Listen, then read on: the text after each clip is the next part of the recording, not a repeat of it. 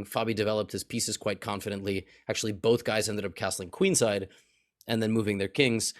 And, I was looking at this position thinking, I feel like Arjun got the better of the opening against Fabi. I just felt like he had the kind of position that he would like.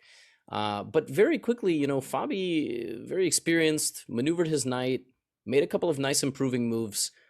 And here, Arjun really could have seized control of the game. And my biggest fears were coming true about the position. Like, it really felt like Arjun had done everything he needed, but he made just too many waiting moves and allowed Fabi to consolidate. Then Arjun traded the light scored bishops, which was a bad idea, after which Fabiano just had a good position. And Fabi just needs to figure out what to do with these pawns here, which he did.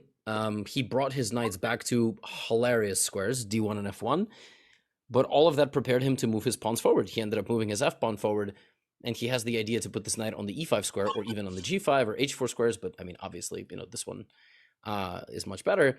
And somehow, before you knew it, his position was really nice, and he played this nice move g4, and Arjun just kind of like never got his pawns going on this side of the board. Fabi then took on h5, he played g4 a second time, and his knight arrived in the position. The f-pawn was moving here, the knight was really nice on e5, he was ready to triple up on the c-file. Yeah, and Fabi just had a really, really pleasant position, putting Arjun under a lot of pressure here. Rook c3, Arjun tried to, again, kind of wait it out, but he needed to be more aggressive. Like here, he needed to play the move b4, he had to go for counterplay, and this trade almost, immediately put him under fatal pressure because white has connected pawns. Like they're just going to move forward. Fabi then maneuvered the queen from a2 to c2, and yeah, you see here the computer doesn't even quite understand like what black should have done. It wanted to go for faster counterplay with rook h6 and rook h7, but it's not so hard to do that. It's not so easy to do that, rather. And before you know it, like Fabi's threatening rook d5, f5, rook c6. He's totally winning here. Queen c3, very nice move. You now cannot stop f5, all these different threats. The threat of rook d5 and then queen c8 check. Arjun went for some counterplay. One of the unique rules about this tournament is that there's a lot of theatrics. There's a live audience of 1,000 people.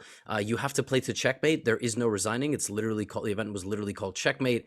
And ultimately, Arjun played a couple more moves, but Fabi played queen c6, queen b6, and rook c8 checkmate, and won the first game. He really won a very nice game to get things going for Team USA. This gave us a huge boost of confidence.